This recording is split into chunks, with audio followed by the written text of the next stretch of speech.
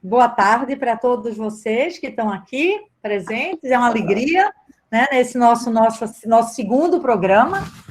E eu queria começar dizendo para vocês que quando a gente leva em conta que um texto envelhece, qualquer texto envelhece, né, à medida em que outras perspectivas, novas questões de mundo emergem, situações novas, a partir até da evolução mesmo do estilo, se a gente pensar num romance escrito em 1920, ele não é igual a um romance escrito agora, completamente diferente, né? Se a gente pensar no exercício da sensibilidade crítica, porque a gente com 20 anos lê um texto de um jeito, com 50 a gente lê de outro, completamente diferente.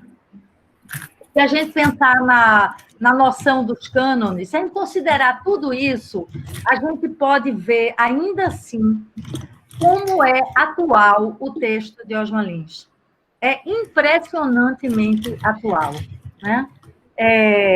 Às vezes, no momento, nós estamos lendo no grupo A Rainha dos Cáceres. E, vez por outra, alguém interrompe e, meu Deus, parece que foi escrito para agora. É exatamente a sensação que a gente tem, né? E por que Osman, eu acredito que isso se dê? Primeiro, porque o tom que transborda do texto é um tom de atualidade, realmente.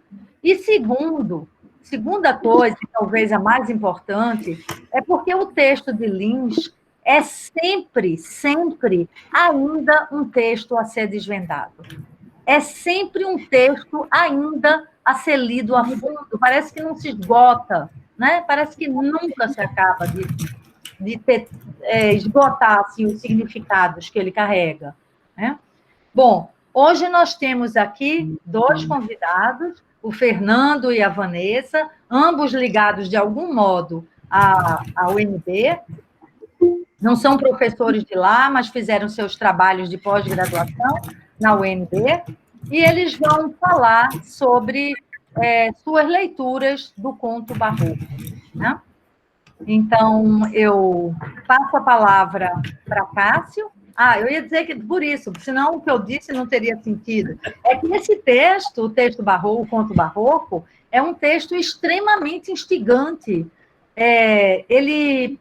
Essa atualidade de que eu falava antes sobre o texto de Lins se mostra na linguagem dele, na estrutura, no modo como ele se organiza, né, nos personagens, na maneira como ele tenta forjar a linguagem em função daquilo de que ele fala, né, da questão barroca. Ele mesmo diz que a linguagem é cheia de curvas nesse texto, né? E isso é algo assim ainda extremamente atual, ok? Então, nós vamos ouvir primeiro o Fernando, depois a Vanessa. Eu passo a palavra agora para Cássio, que vai apresentar os nossos dois convidados. Boa tarde a todos, bem-vindos e bem-vindas novamente, né? Mais um Osmanizes. Fernando Duzzi Rocha é poeta e escritor, pós-doutor em literatura pela UNB, tendo desenvolvido sua pesquisa sobre o conto barroco de Osman. Vestida na investigação intitulada A Paixão de Cristo e a Paixão do Homem, segundo Osman Lins.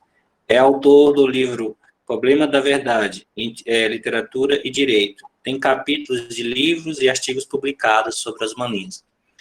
Vanessa Cajá, né, é integrante do grupo de pesquisa e estudos osmanianos, fez um mestrado, escreveu sua dissertação de mestrado também sobre o conto barroco, né, e possui artigos publicados sobre a obra de Osman Lins também. Então, né, bem-vindos, bem-vindas. Eu passo a palavra para nós iniciarmos a discussão ao Fernando Duzzi. Fernando, é com você. Lembrar que a inscrição... Isso, exatamente. Muito obrigado, Beth. A inscrição, após a apresentação deles, né, ou antes, se você quiser já se inscrever, coloque a palavra inscrição aqui no chat, né, que a gente vai seguindo a ordem, e assim que eles terminarem, a gente abre para discussão. Tudo bem? Após a gente fazer alguma pergunta, vocês entram com as perguntas também. Fernando, é com você. Boa tarde a todos. Vocês estão me ouvindo bem? Sim. O título da minha fala, ou desse colóquio vespertino, osmaniano, é Vislumbres da Congoja de Miguel Unamuno na leitura do conto barroco. O meu objetivo foi o seguinte: como o Cássio deixou claro na fala sobre mim, eu foquei o meu pós-doutorado, a supervisão ficou a cargo da nossa amiga Elizabeth Azim, sobre o conto barroco, numa avaliação dos aspectos da espiritualidade do ponto de vista não bem genérico, do ponto de vista até filosófico e existencial, sobre a presença da espiritualidade no conto barroco. A espiritualidade, o barroquismo, o excessivo barroquismo no conto barroco, que faz transparecer essa religiosidade muito forte. Pois bem, eu consegui compendiar nesse texto, que um dia eu pretendo publicar, várias remissões expressas, ou seja, diretas e indiretas, que Osman faz dos evangelhos, ou seja, do texto da Paixão de Cristo dentro do conto barroco. Tá? E um dos ápices da narrativa osmaniana é aquela em que José Gervásio se autocrucificado naquela representação, é abandonado pelos pais, que fogem com o dinheiro, e Osman repete na palavra de José Gervásio aquele grito de agonia de Cristo. Eloi, Eloi, lema sabachthani, mais ou menos isso, que diz: meu Deus, por que me abandonaste? E o José Gervásio diz: meus pais, por que me abandonaram? Esse grito supremo faz eclodir um tipo de leitura que eu faço nessa minha investigação, que é trazer um vislumbre da congoja do filósofo e poeta espanhol Miguel de Unamuno no conto barroco. Para vocês falarem rapidíssimas linhas, o Miguel de Unamuno escreveu essa obra chamado Del Sentimiento Trágico de la Vida en los Hombres y en los Pueblos, em 1912. Tá? Essa obra foi uma obra muito discutível, tá? Na época. A Igreja não aceitou a teologia que ele suscitou. Tá? Ele teve uma fortíssima influência de Hegel, de Kierkegaard, de Schopenhauer e de Jacob Böhm, tá? Para a formulação dessas suas ideias.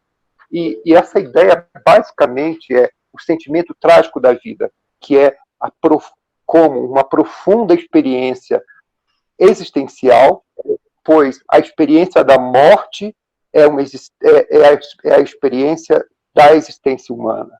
O Unamuno, ele quer exprimir a grande contradição da vida como tragédia, da batalha constante, sem vitória, sem esperança, do fracasso da vida, firmando a experiência profunda do absurdo na experiência da vida enquanto congoja. Congoja é uma palavra que em espanhol significa angústia, aflição. Tá? A congoja é muito bem visualizada por o próprio Unamuno, num poema famosíssimo dele, que ele escreveu sobre o Cristo crucificado de Velázquez. Eu gostaria que o Cássio passasse para mim as imagens que eu mandei para ele, já que a raiz imagética é muito forte no conto osmaniano. Eu gostaria que ele passasse essas 4 imagens para o grupo. Por favor, Cássio.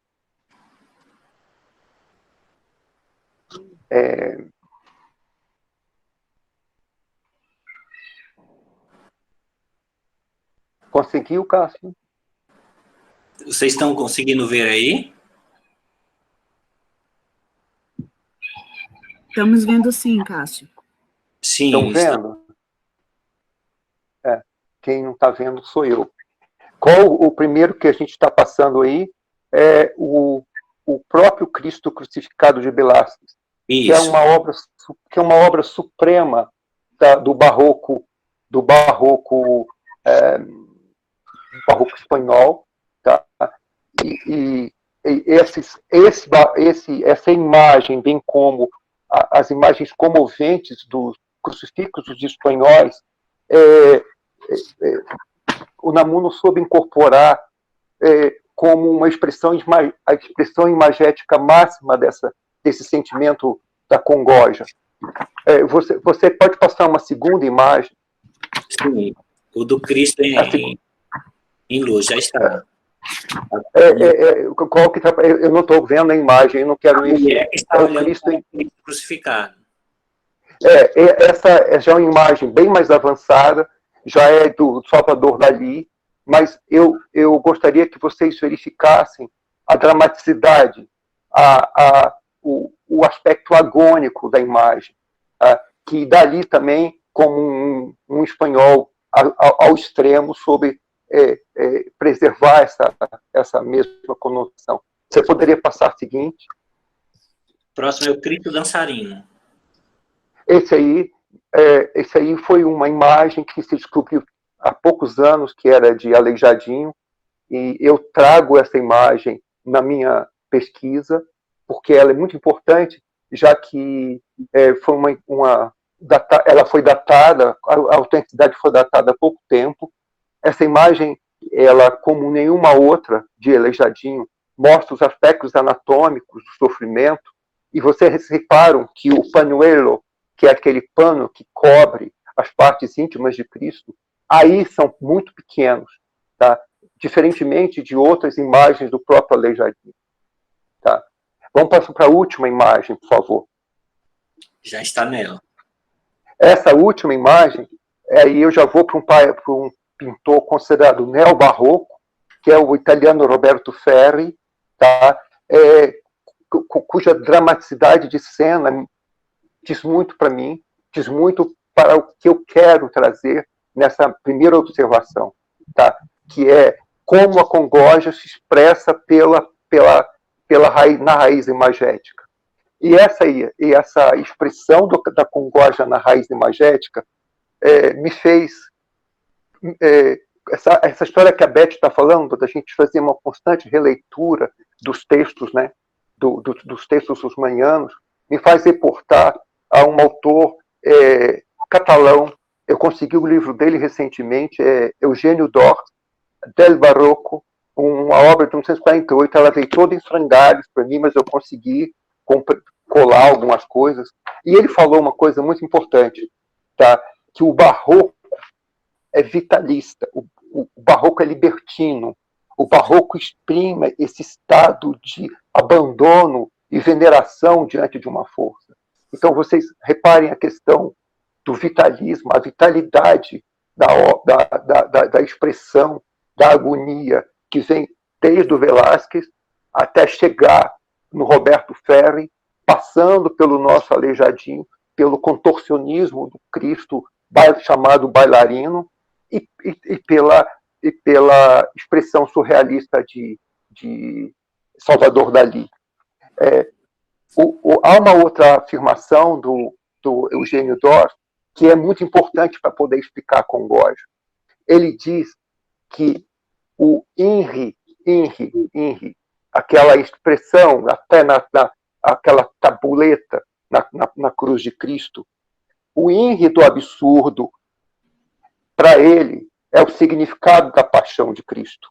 A natureza sacrificada, crucificada, que se grudou nela como escárnio da própria majestade do Deus. Aí eu chego onde eu quero. O que é a congoja?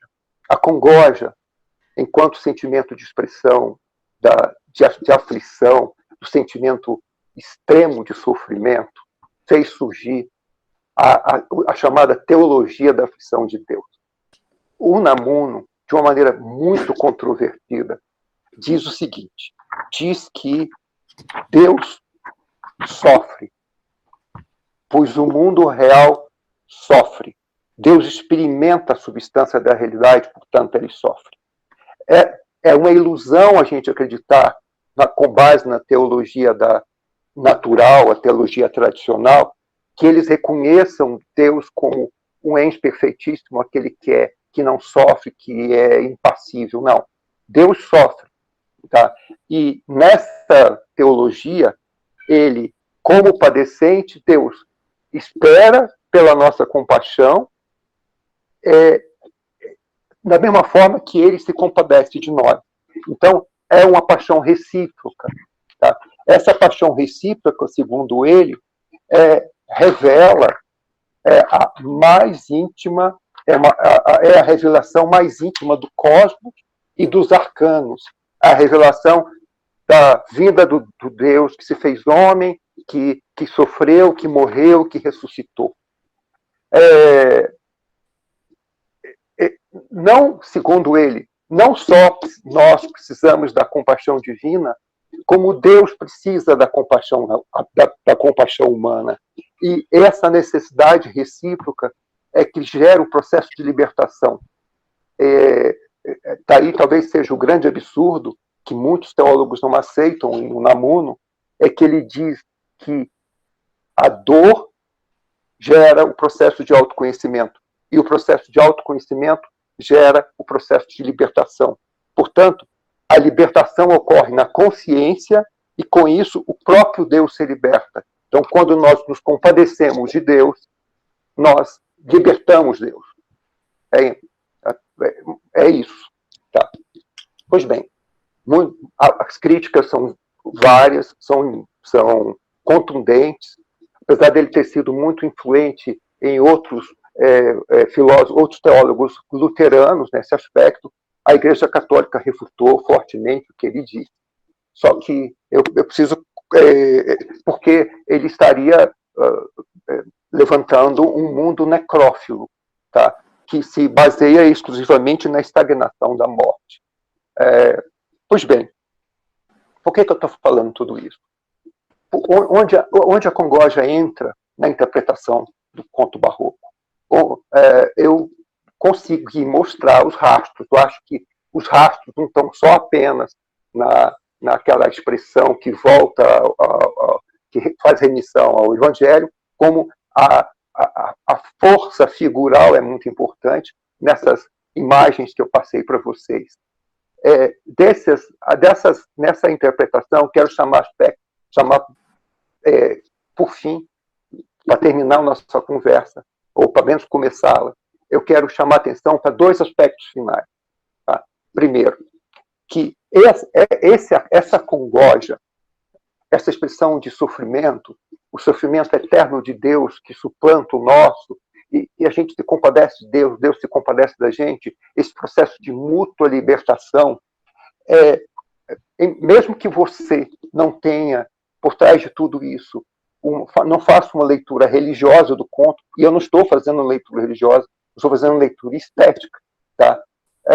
A gente sempre recai na necessidade de buscar o belo nesses momentos trágicos, a tragédia como consolo, a dor como consolo, os momentos de eternização do belo, tá? Esse é um aspecto que o próprio Unamuno escreve. Ele diz que se no belo se aquieta um momento do espírito, ele diz, e descansa e se alivia, já não se sara a congoja. É porque o belo é a revelação do eterno, do divino nas coisas. Tá? O segundo e último ponto que eu quero falar, já que meu tempo está se esgotando, é o seguinte. Talvez seja esse último aspecto mais importante dentro do contexto da minha pesquisa. É que eu suscitei essa questão do sofrimento como sendo a substância da vida e como sendo a raiz da personalidade e um processo de autoconhecimento. Então, quando o leitor, tá, ao leitor, Osman oferece as 3.700 e não sei quantas opções de leitura, tá, ao passar por aqueles trajetos da paixão, tá, ele supõe ou ele espera que o leitor faça a sua, tá, leitura existencial. As opções do leitor são as opções últimas do leitor, são as opções de autoconhecimento do leitor quando ele dá ao José Gervásio o destino que ele pretende dar. É aquele que dentro o seu imo pretende estabelecer com a leitura do José Gervásio. Eu vi uma observação da professora Darcy que seria bom que a gente desse um bosquejo sobre o conto. Só que isso tiraria a gente, demandaria muito tempo da gente. Infelizmente, eu gostaria de falar mais. Mas eu agradeço a paciência de vocês. Espero poder, pelo menos, suscitar alguma coisa para o nosso bate-papo. Muito obrigado. Um beijo para vocês. Muito bem. Vanessa, você poderia falar rapidamente do conto barroco? Eu lhe dou mais 3 minutos, 4 minutos para você fazer isso. Pode ser? Pode sim. Então, vamos lá. Obrigada, Darcy, pela sugestão. Bom, fazendo um apanhado bem rápido, bem breve sobre o conto barroco, eu me vejo diante da complexidade que é reconstruir esse enredo, não é? Já que estamos diante de possibilidades, de uma narrativa que problematiza tempo e espaço, mas fazendo um apanhado bem breve sobre o conto barroco,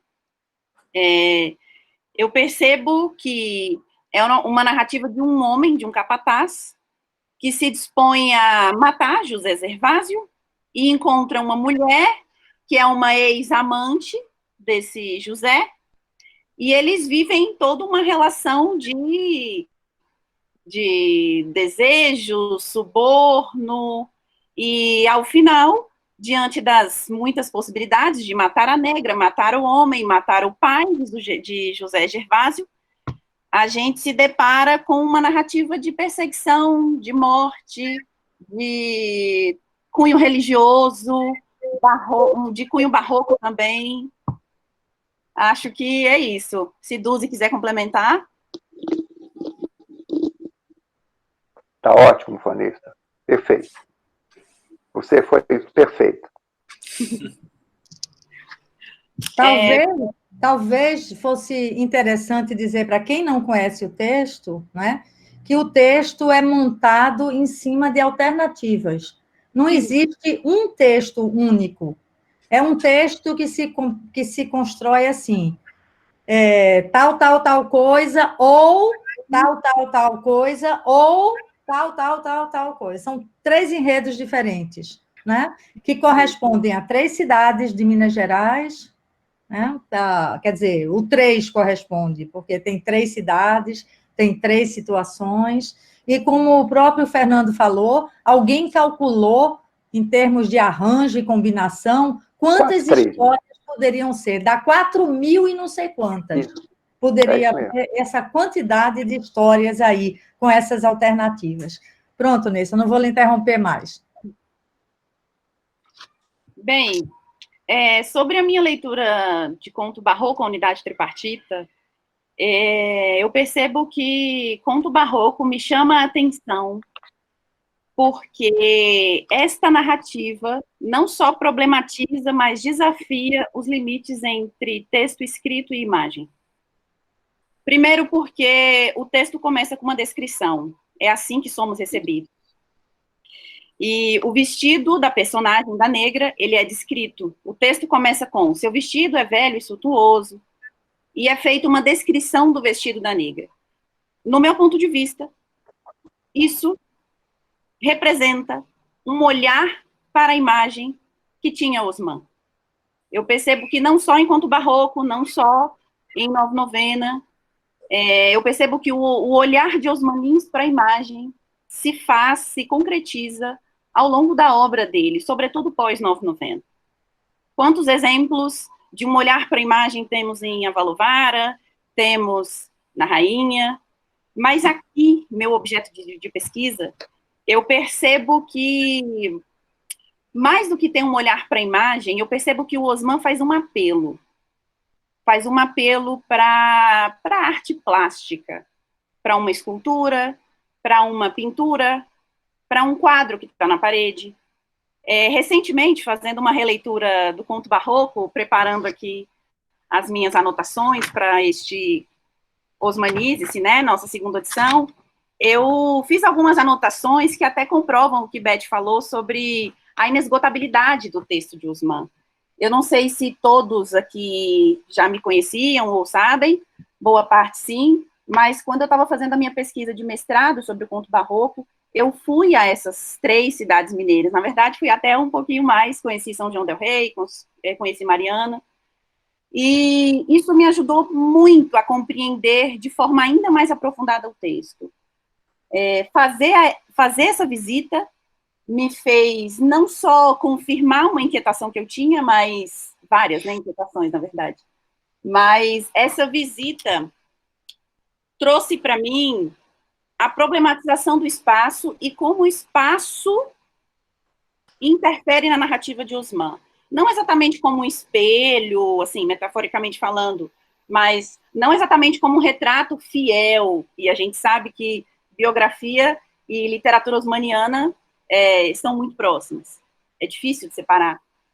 Mas quando eu começo a ler o conto barroco aqui na primeira página, e eu leio a descrição da negra, e me lembro de uma escultura de Aleijadinho, que de fato tem cabelos enroscados, os olhos são amendoados, os pômulos são redondos, as narinas cavadas, os beiços em arco, eu percebo que isso é um apelo. Eu percebo que isso é um apelo à arte plástica, um apelo à escultura. E diante desse raciocínio, desse pensamento, eu comecei a trilhar um caminho de análise, de pesquisa, a partir da palavra o que é uma unidade tripartita, que diante dos estudos eu descobri que é uma escultura, que tem esse nome, unidade tripartita, e então eu percebo que ao longo do conto barroco existe um apelo à imagem. Por exemplo, quando aqui na página 152, o Capataz fala que o José Gervásio, né, mostra-me a fotografia numa delgada moldura de estrelas e imbricados. Para mim, não é só uma fotografia, pensando em Osmanins. É necessário descrever a moldura. É necessário conhecê-la. Então, quando a negra está num quarto e o personagem descreve, na verdade, né, descreve um quadro que está na parede, não é só uma parede. Há um quadro e precisamos conhecê-lo. Constantemente, lendo o conto barroco, estamos diante do apelo à imagem. Lemos descrições. Osman se apropria de elementos da arquitetura para nos sugerir imagens. E, então, eu também percebo, a partir de um outro trecho aqui, que as ilustrações, os ornatos, essa linguagem ornamental que fala Osman, está aqui no conto barroco. Seja por um apelo à imagem que vem pela descrição, seja por uma referência a uma escultura do Aleijadinho que está em Congonhas do Campo. E quando, por exemplo, eu leio um trecho como sentei-me, abri um livro e pus-me a dissertar, solícito, sobre os arabescos, festões, bordaduras, conchas volutas que o ilustravam. Declarava-me inferior a todos os enigmas e me desculpava por ter o dom de penetrá-los. Então, um personagem, no que diz respeito ao enredo, vive um momento de crise, de perseguição, para tudo, põe-se a abrir um livro e descreve e fala de ornatos. Mais uma vez, um apelo à imagem, um apelo ao plástico, ao tridimensional. E fazendo um paralelo também quanto a esse apelo à imagem, arte tridimensional, bidimensional, eu percebo que problematizar o tempo e o espaço, que isso está também em conto barroco, não só uma forma de fazer um apelo à imagem, mas é uma forma também de problematizar as categorias narrativas. E isso o conto barroco faz. Como que um personagem, como que o capataz está na matriz, na rua, no chafariz, ao mesmo tempo, de chapéu na cabeça? Quando lemos conto barroco, quando lemos trechos como esse, nos deparamos também com uma situação imagética. Como é isso de estar ao mesmo tempo em 4, 3 lugares? Então, eu vejo que, mais do que contar uma história, o Osman, para além de uma situação formalista, o Osman tem muito mais a dizer. O Osman quer fazer um apelo, o Osman quer trazer um indício imagético, o Osman quer descrever. Para mim, conto barroco está profundamente atrelado à descrição por conta da imagem. As imagens que são criadas. E é isso. Acho que estou no tempo ainda, né, Beth? Bom, acho que são inquietações.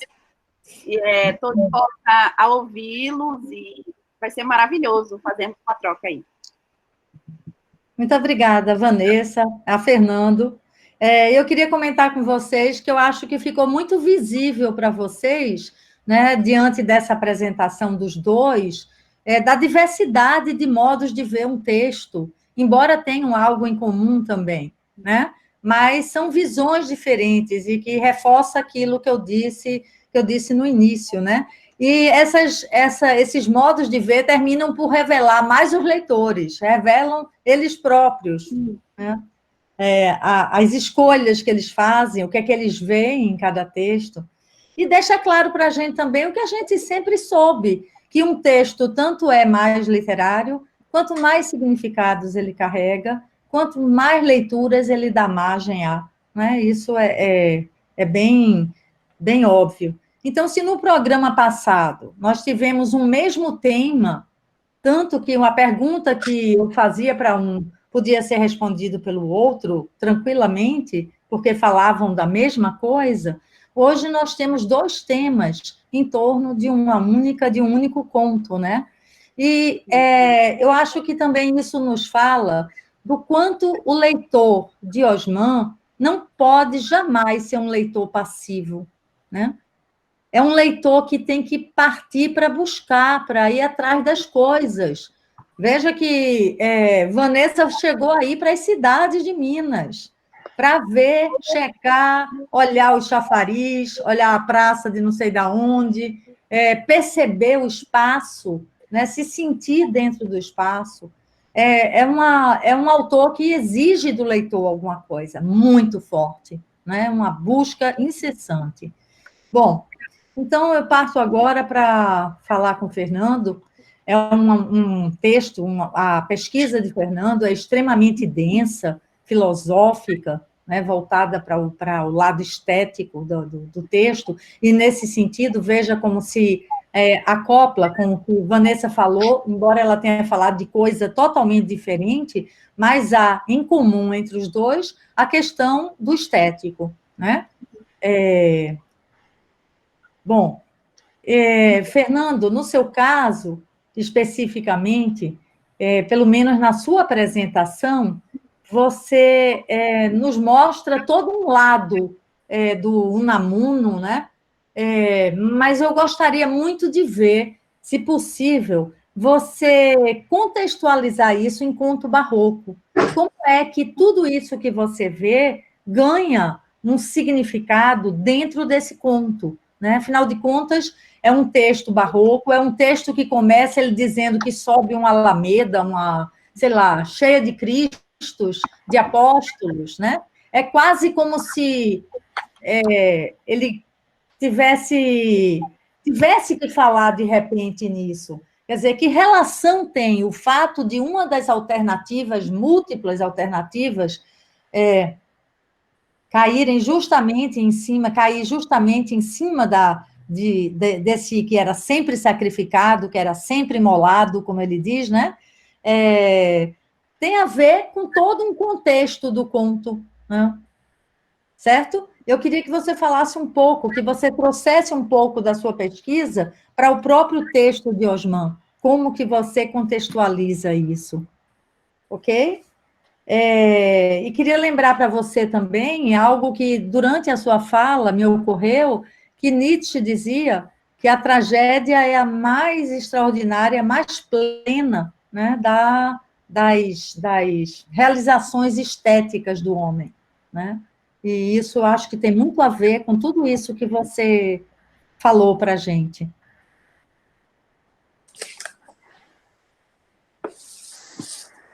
Está sem som, Fernando. Fernando, está sem som.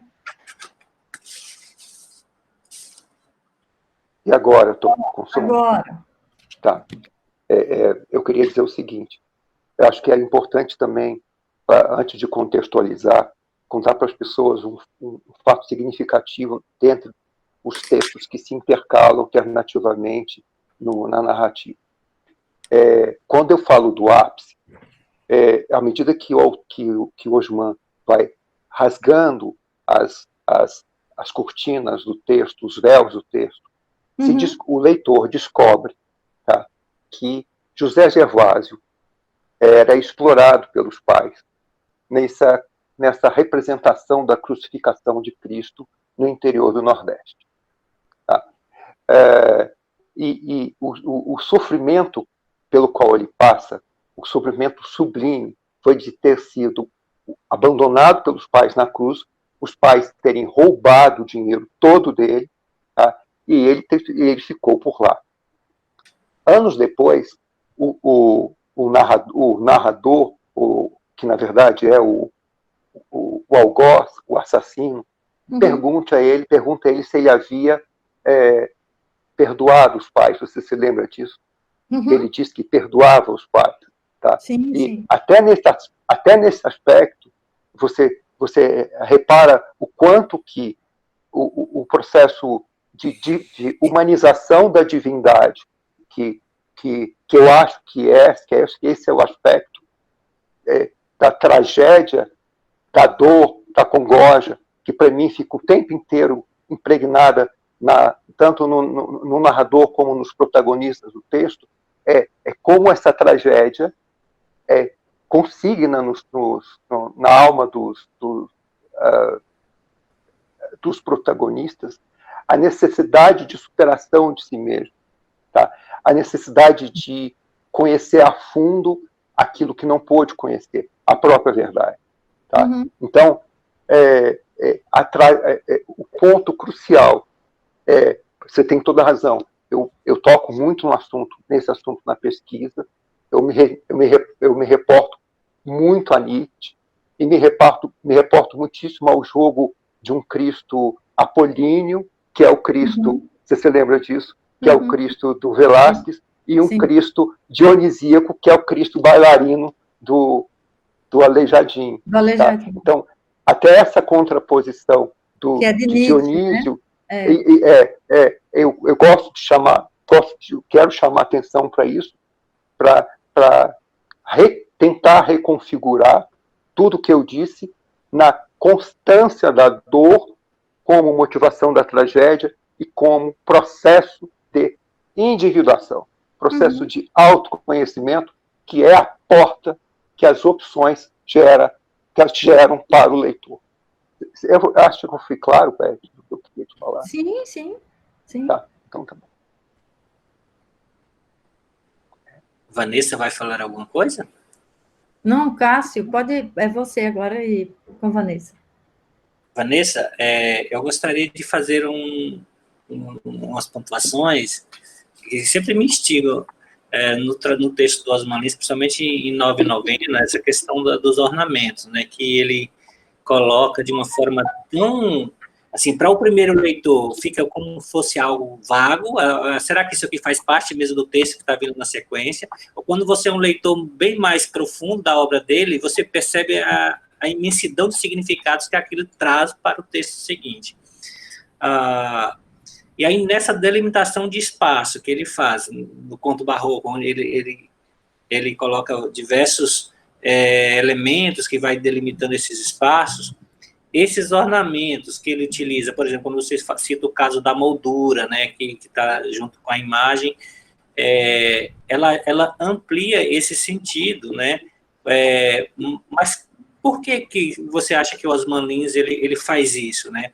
Eu lembro muito de um texto do Agamben, George Agamben, que ele fala da questão das imagens e dessa necessidade que nós temos de buscar lá no passado, no mito ou de alguns outros elementos, para a gente reestruturar essa imagem que nós construímos no presente.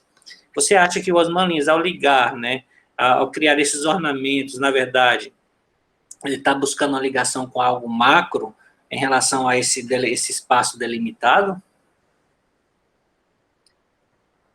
Cássio, eu acredito que sim. Eu vejo que existe uma intenção muito maior. Mais do que... Eu percebo que sim, é um apelo à imagem, mas existe algo maior.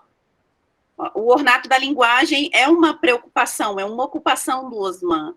Essa linguagem, que eu vou chamar aqui de tridimensional, eu acho que é uma preocupação do Osman. Então, existe algo macro na minha visão. A gente pode até discutir um pouco de forma mais aprofundada isso, mas na minha visão, existe uma intenção maior. Existe. Que, assim, não sei nem se eu consigo definir essa intenção maior, mas eu vejo que isso pode estar atrelado a uma busca também de buscar uma configuração estética própria, uma escrita própria de Osman, né? Em superar uma escrita até então tradicional. Pode ser.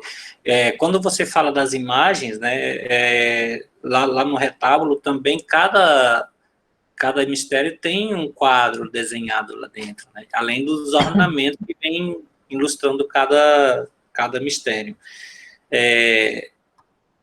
Sim, nesses ornamentos, você acha que eles são visíveis para o leitor comum, como eu falei no início, ou você acha que é muito difícil você... o primeiro leitor de primeira viagem conseguir penetrá-lo? Olha, falando da minha experiência, a primeira leitura, ela não dá conta do projeto total do Osman. É difícil. Para quem está começando, é difícil. Conto barroco, sobretudo, porque são possibilidades, o enredo é extremamente, ao mesmo tempo que a linguagem é simples, é direta, mas existe uma complexidade de arranjo da história, por isso que torna muitas vezes difícil defini-lo. O que é o enredo do conto barroco? É muito difícil. Assim, eu sempre fico instigado nesse conto.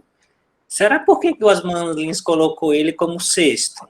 Assim, você tem alguma coisa a ver com a construção de imagens nessa posição, será? Bom, fica como uma questão para a gente pensar, né? Mas acho que não é gratuito, não. Que ele colocou, eu não entendi, Cássio, eu perdi a sua pergunta. Colocou ele como? Em si, na sexta posição em relação às 9 narrativas que existem em 990. Ah, sim, a posição do... Entendi.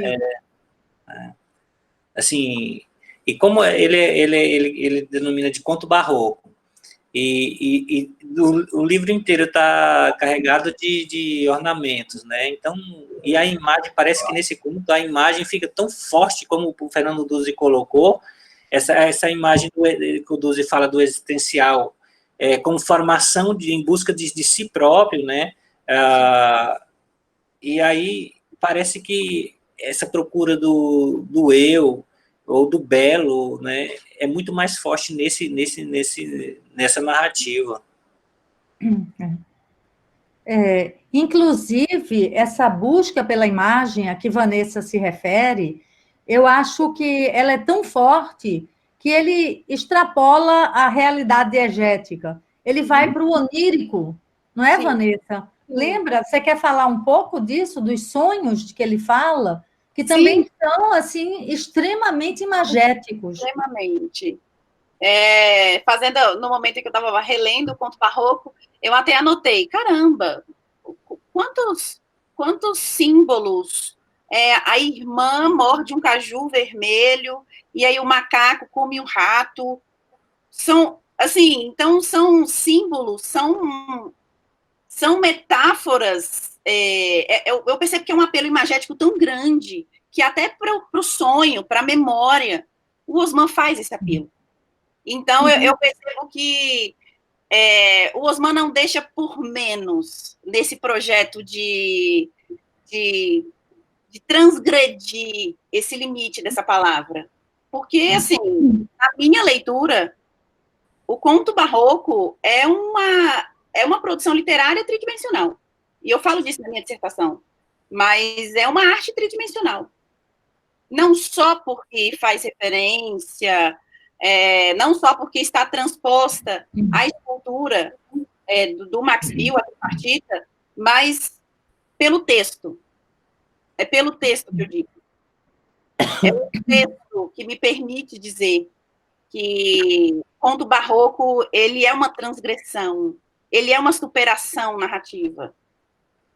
Por isso, e não só, mas tão complexo. Por isso tão complexo. Uhum. Quer dizer, ele ultrapassa, ele supera aquela ideia dele inicial de transpor a imagem icônica para a literária. Ele vai além, né? E ele parte para a tridimensionalidade. Quer dizer, o conto é a representação da possibilidade de fazer como se uma escultura, fazer também a tridimensionalidade na literatura.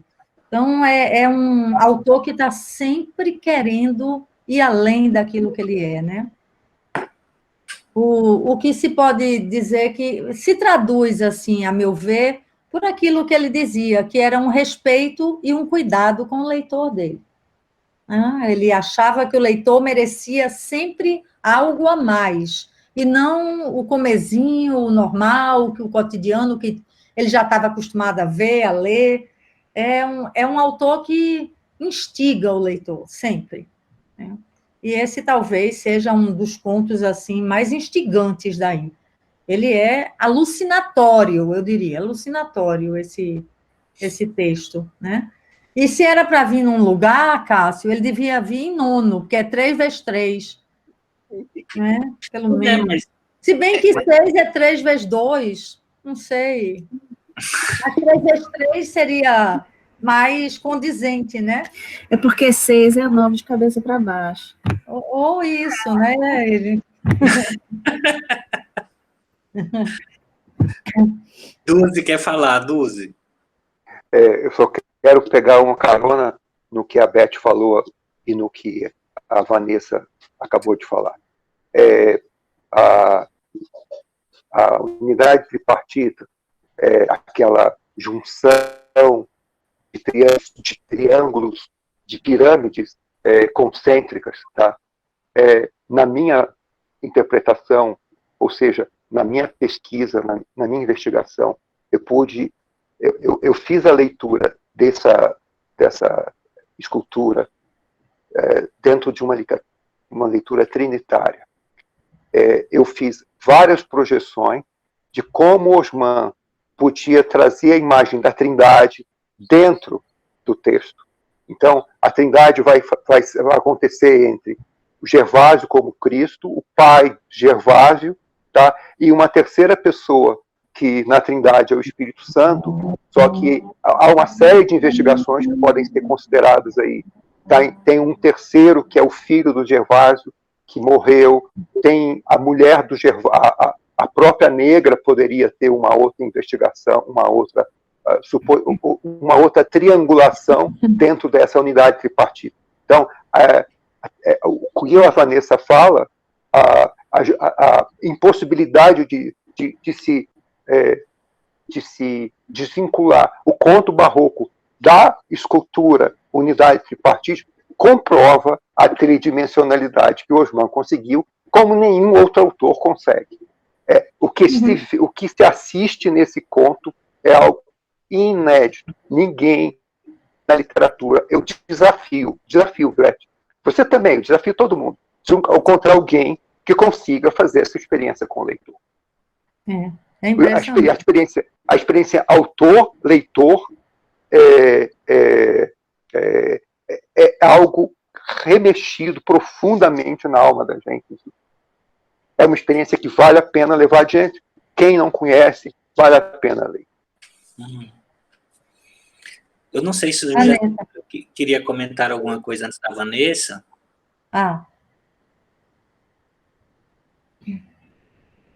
Alguém quer falar? Acho que a Darcy quer falar alguma coisa. A Darcy. Não, eu acho que a Vanessa vai falar antes, depois a Darcy. Por favor.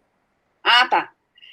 Sobre a tripartita, só fazendo uma pequena contribuição em relação ao que o Duzi disse, o que me levou a cada vez mais levar em consideração, né, por que tripartita, como tripartita, né, quando eu também fui a São Paulo para ver a tripartita de Olhos Vivinhos, né, tive essa oportunidade, fui, e estudando a escultura, eu percebo que é uma escultura que também desafia a categoria tempo e espaço. Por exemplo, a unidade tripartita, ela tem como base a fita de Möbius, que é uma fita torcida em que há só um lado, então a fita não tem nem início e nem fim. A escultura, ela tem uma torção. Então, por exemplo, tem um trecho no conto barroco que diz assim: volta ao início, ao meio, ao giro tortuoso de sua história. Então, eu percebo que são muitos indícios, não só semânticos e sintáticos, mas alguns elementos da narrativa, eles se ligam à tripartita. A tripartita, por exemplo, é uma arte tridimensional, sim, mas problematiza tempo e espaço também. É uma arte espacial, sem dúvidas. Mas eu percebo essa problematização muito forte, assim como o conto de Osman. Então, eu fui construindo e encontrando indícios para argumentar sobre essa hipótese. Então, eu percebo que isso é mais um indício do projeto incrível de Osman Lins para a produção literária dele. Darcy? Microfone. Pronto, melhorou? Pronto? Pronto. Sim. Tudo bem? Então, eu gostaria de lembrar o seguinte, que o Osman, ele é um escritor cuidadoso com a forma. Ele dizia que repetição de fórmulas consagradas era um caso de desrespeito ao leitor. Então, quando a Vanessa diz que é realmente tridimensional, o Fernando a mesma coisa, né? Então, isso, sempre que se estuda qualquer trabalho do Osman Lins, nós vamos encontrar este cuidado na construção de uma determinada forma. Quando eu comecei a estudar a escrita do Osman Lins, que eu comecei com Marinheiro de Primeira Viagem, à primeira vista, parecia que não era nada, né? E ali está inserido o quê? O círculo, né? E a partir daí, cada vez mais, foi se fortalecendo a questão da forma na escrita osmaniana, o que é uma satisfação e um prazer para o leitor até se fixar nesta questão de descobrir sobre qual forma, né, o Osman está elaborando o seu trabalho, que passa a ser até um desafio para o leitor se dar conta de que forma ele está narrando, de que forma ele está contando aquela história ou realizando aquela narrativa, né? Então, eu acho que o leitor osmaniano, ele vai descobrindo isso de uma forma incrível, né? A forma sobre a qual ele elabora a narrativa. Isso nos encanta, né? Isso nos leva a pesquisas cada vez mais profundas e um encantamento com a obra do Osman Lins. Tá bom? Meu parecer. Obrigada, Darcy. Beth? Bom, eu queria fazer uma pergunta ao Fernando. É o seguinte, Fernando, quando você fala de toda essa questão da tragédia, da visão trágica, o sentimento trágico da vida, né, aplicado a esse fragmento aqui, vamos dizer, a uma dessas alternativas possíveis, né, como você resolve a situação de que, no final, essa figura que se diz sacrificado, imolado, sofrido, dá uma reviravolta, pega o dinheiro do outro, vai embora e se transforma em algo completamente diverso daquilo que a gente assiste no começo do fragmento.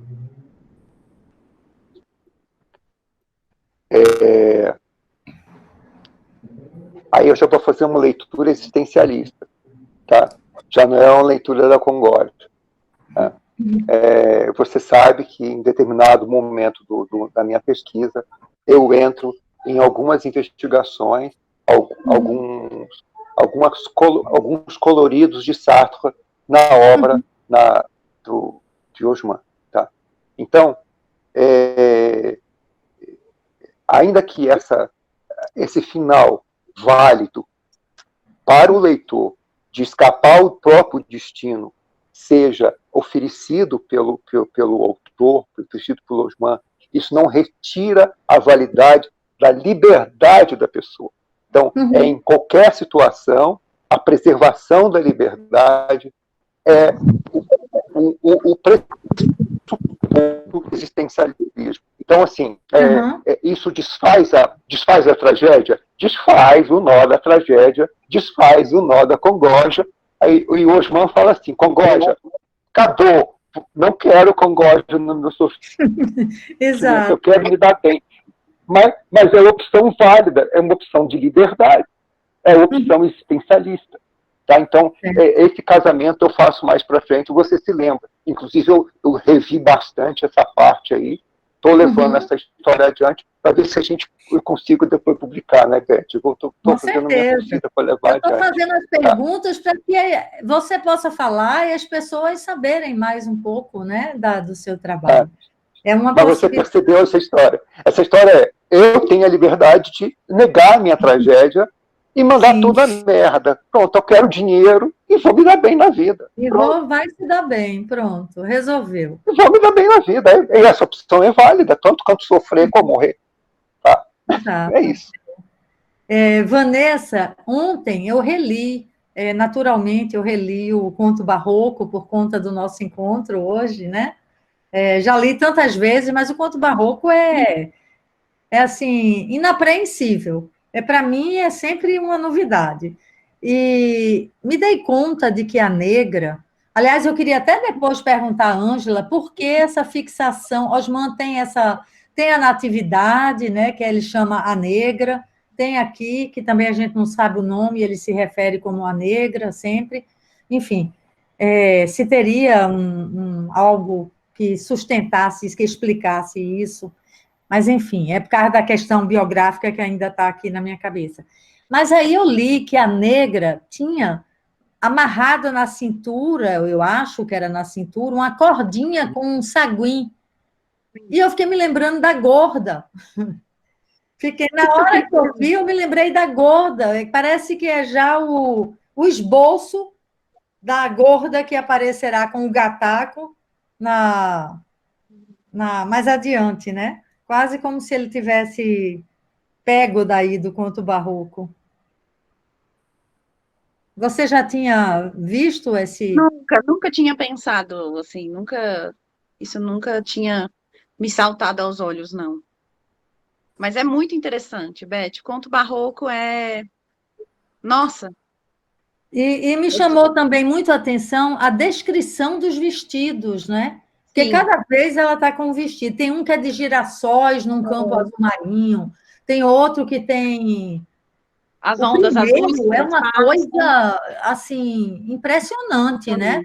De imagem, Os vestidos são verdadeiros quadros. Sim. Né? E uma outra coisa que me chama a atenção, fazendo uma contribuição também ao que o Duzi disse... o que também me chama a atenção ao Conto Barroco é como Osman insere não só ornamentos arquitetônicos, mas também elementos que são contorcidos, que são tortos, que fazem uma volta, que são uma onda.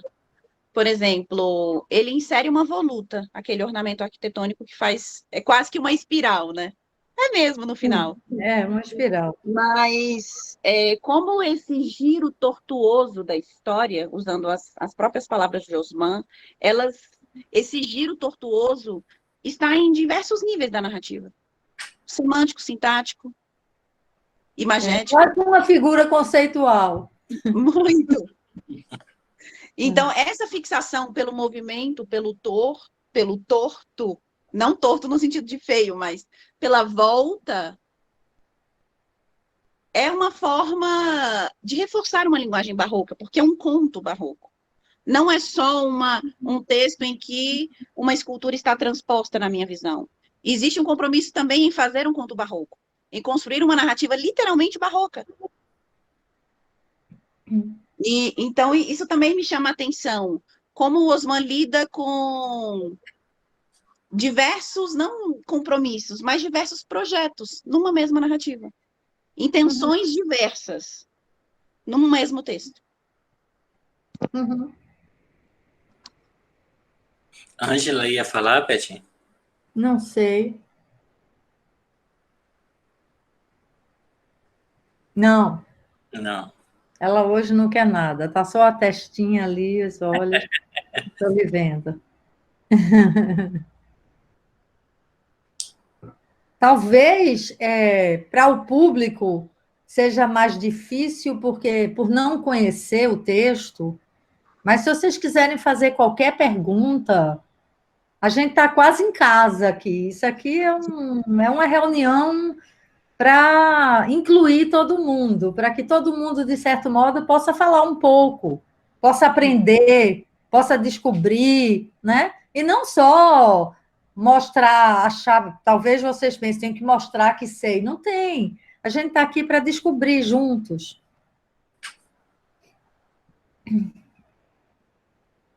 Tá Fernando, está sem som.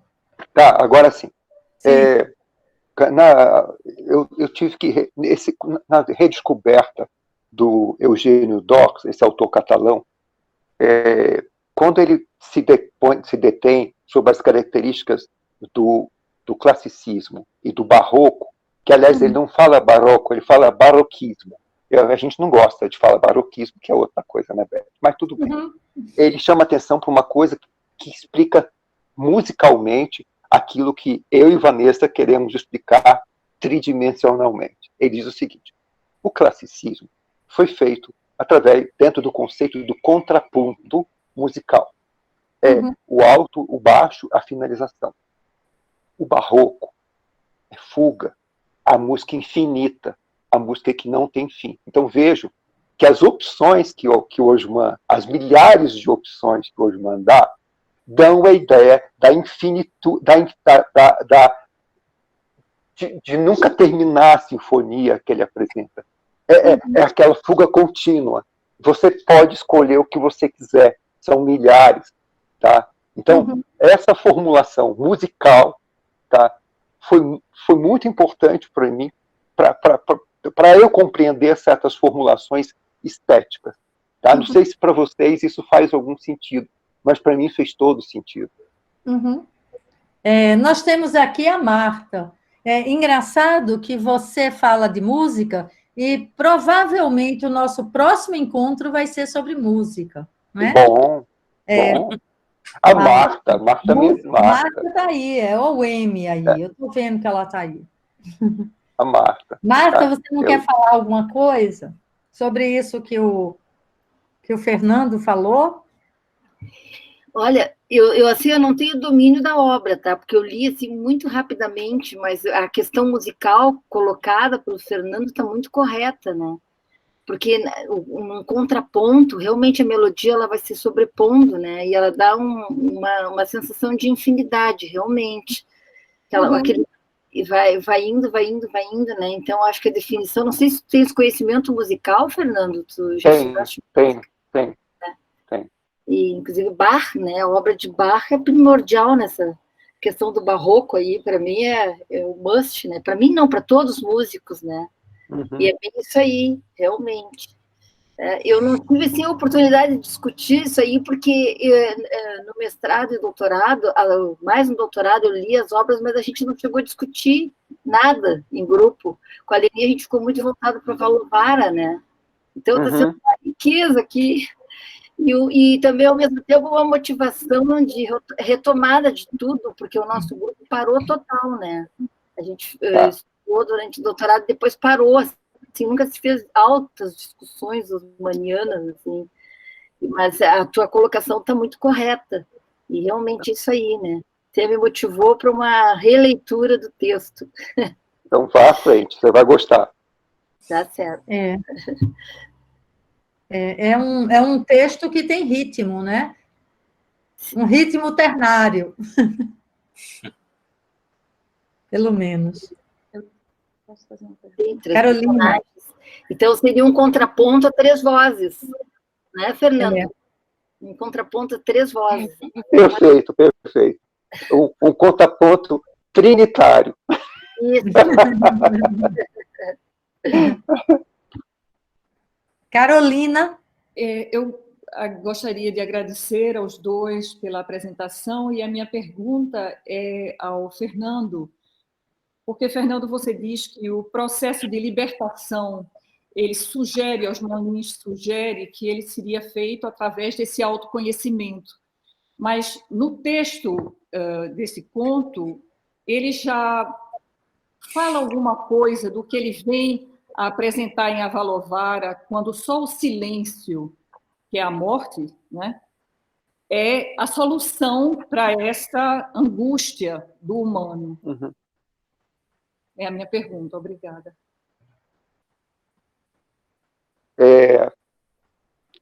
Se há uma sugestão já no conto desse silêncio que ele vem tratar no Avalovara, que é a morte. Não, diante Carolina, do Congo, não por acaso, não por acaso.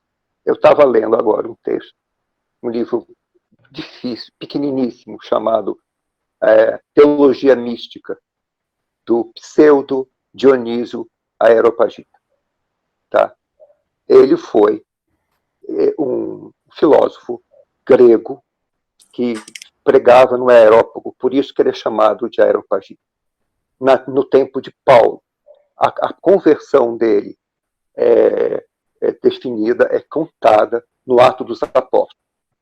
E essa obra foi uma obra lapidar, porque ele apresenta os arcanos pelos quais se pode compreender, aprender a ideia de Deus, mas não de forma cognoscível. Então, por fim, ele diz que, eu vou tentar te respondendo com ele, pelo pseudo Dionísio, que, sendo o conhecimento de Deus impossível, tá? Só através das trevas do conhecimento e do silêncio que se pode conhecer Deus.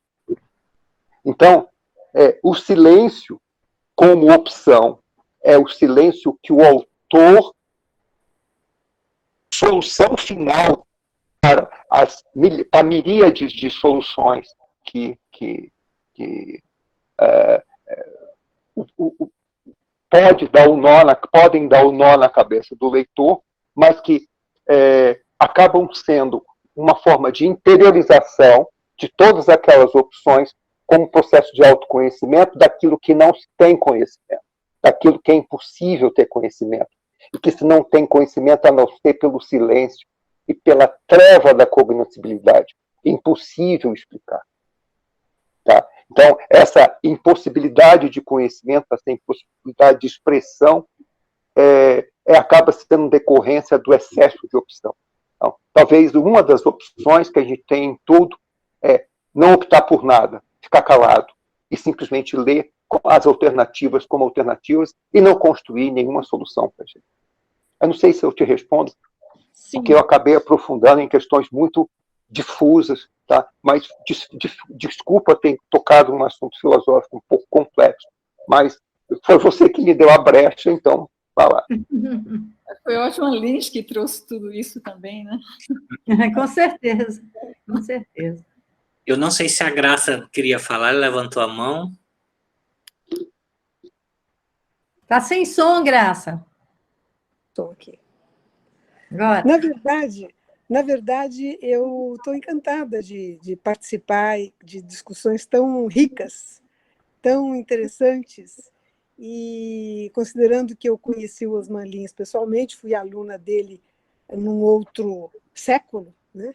Definitivamente num outro século, e então eu fico muito feliz de ver que as colocações de vocês são muito pertinentes, muito parecidas com o que ele já passava para a gente nas aulas de teoria de literatura.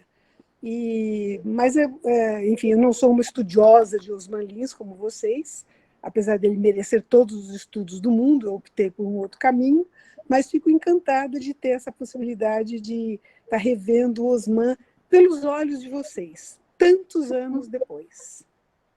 É um prazer. Que bom, Graça. E eu não vou lhe deixar em paz, porque você é uma testemunha viva. Ó, você e Ângela. Bom, mas Ângela está aqui. Eu vou atrás de você ainda. Não, é um prazer. É muito prazer bom estar saber participando. isso. Eu devo ter passado por ele na vida alguma vez, né? Na infância, porque a gente tomava sorvete dia de domingo no mesmo lugar. Eu sou quase da idade de Ângela. A gente deve ter se passado um pelo outro, morava no bairro onde eu cresci, em Casa Amarela, né? Enfim, nunca encontrei Osman Lins. Nunca vi Osman Lins assim de pegar, nunca. Mas, de qualquer modo, vejo na literatura, é um outro modo de apreensão, né? É um modo de apreensão. Na literatura a gente se encontra. E ele, dos conceitos que ele passou para a gente era que o autor em si não é a coisa mais importante ou mais interessante. O importante é a obra dele. É a obra, claro. É o que ele fez, é por ali que você vai ter um mundo que realmente importa. Né? Claro. Ele dizia, a nossa vida é muito, muito comezinha, é muito, muito comum, não tem nada muito interessante nela. Né? Eu me lembro de uma discussão, nem sei se é o momento de estar falando sobre reminiscências, mas eu me lembro de uma discussão que houve na faculdade naquele ano, onde um outro professor pediu um trabalho, alguma coisa sobre cosmovisão do autor. E o Osman ficou indignado com isso. Que bobagem é essa? Eu não quero saber o que o autor pensa ou deixa de pensar. Eu quero saber o que a obra dele nos faz pensar. Suscita, então, né? Totalmente errado, totalmente equivocado, né? E a gente ficou muito confuso sem saber se ia atrás da tal da cosmovisão ou o que quer que fosse isso, ou ficava com a palavra dele, que era um escritor a quem a gente respeitava muito. Então, são essas coisas que eu lembro depois de tantos anos e coisas que me dão muito prazer. Estou achando uma maravilha participar desse grupo. Que ótimo, que bom, Graça. Agradeço a Darcy o convite e a você a simpatia de me receber sem ser uma especialista, longe disso, de Osman Lins. Imagina, Graça. Vanessa, eu estou falando porque não tem ninguém inscrito aqui, eu quero só aproveitar ainda uma coisa que eu estava pensando. Durante toda a obra dele, Osman Lins conseguiu lidar com o icônico, né? Pelo menos com pinturas, enfim, sempre. Mas parece que a tridimensionalidade é muito difícil, né? Ele não teria como repetir, digamos assim. Ele não teria como refazer, porque de que modo? Eu não sei, seria muito mais complicado. Ou ia parecer um arremedo do conto barroco. Será ou eu estou enganada? Beth, eu confesso que eu tenho a mesma impressão. Eu acho que essa transposição que está no conto barroco, ela é ímpar, ela é singular. E não é só um discurso apaixonado de quem é muito encantado por conto barroco, não, mas sim, é muito difícil. E eu acho até que a complexidade da narrativa também está aí por isso. Também pela dificuldade.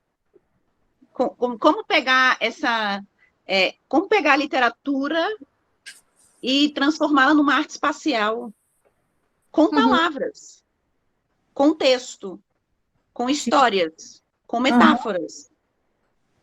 Eu tenho essa mesma impressão, sim, com certeza. É ímpar. Eu vou fazer uma colocação, não é bem uma pergunta, pegando aqui a carona nesse Osman que nos faz ver com tanta realidade, né? E que também é nosso professor, Graça. Tenho aprendido tanto com eles. Às vezes eu estou com um grupo de pesquisa e eu penso assim, meu Deus do céu, a gente não para de aprender nada. O tempo todo a gente está no Google, o que é isso? Como cabia coisa na cabeça, né? Incrível dele. E fazer um comentário sobre esse aprendizado que eu tive com a Vanessa, sou apaixonada por essa descoberta dela com a escultura, né? E que se deu também comigo, que também foi até para um artigo também, que eu cito a Vanessa no livro que a gente fez, o Números e Nomes, que coube a mim, o conto barroco, e eu trabalhei o Borges, o Allan Poe e o Osman. E eu encontrei uma escultura que eu disse, meu Deus, é igualzinha a escultura de Vanessa do Max Bill, certo? E aí, e era na Filadélfia, essa escultura, numa praça. Tirei foto, tarará, vou pesquisar, e o escultor, Robert Engelmann, se baseou em quem? Em Max Bill.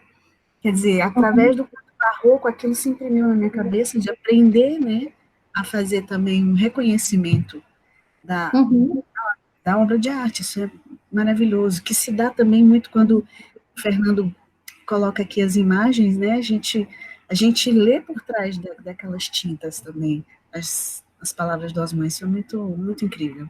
Só essa colocação mesmo, também parabenizar os dois, dizer que eu adoro. A gente está aqui há todo esse tempo falando de um conto, gente, imagina, ainda daria. Pois algumas páginas. É verdade. É isso.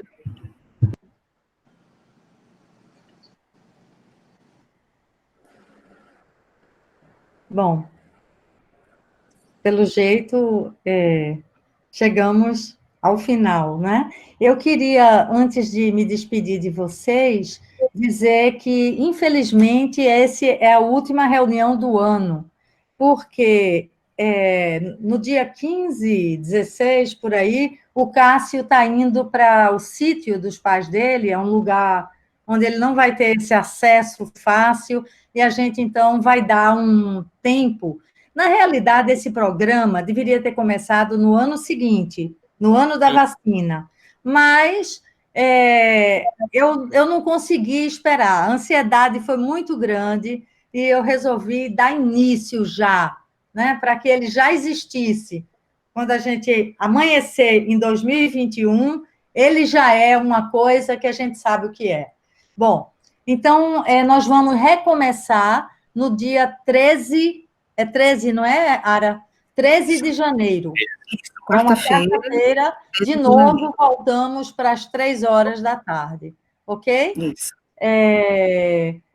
Hoje foi especialmente num horário diferente, por um motivo, mas ele será sempre naquele horário mesmo que a gente já tinha, 3 horas da tarde. E ainda, o assunto ainda está... Eu quero ver se pego a Marta, uma outra pessoa, para que a gente possa falar sobre música. Osman e a música, que é outro aspecto muito forte em Osman Lins, né? É incrível como ele... Bom, entomologia, paleontologia, álgebra, geometria, são tantas as áreas do saber que ele engloba, né, no texto dele. E teremos também, provavelmente, em janeiro, a Graça e a Darcy, né? Vamos recebê-las aqui para também um bate-papo. Tá bom? Então, ficamos por aqui. Muito bom, muito Desde essa cidade onde nós estamos, nós três, é uma cidade... Que para no ar. A cidade tridimensional, né? Tridimensional, Exatamente. E barroca no sentido do conto, porque somos 3. E tem uns triangulinhos, tá vendo? Assim. Então, foi escolhida, não foi escolhida por acaso. Eu Jamais. me despeço de todos vocês, agradeço a Fernanda e a Vanessa pela contribuição imensa, né? E pela presença de vocês, e vamos fazer desse nosso momento cada vez mais um momento muito especial e nos prepararmos, como eu já disse, para daqui a 3 anos e meio a gente festejar o centenário de Osmã Lins.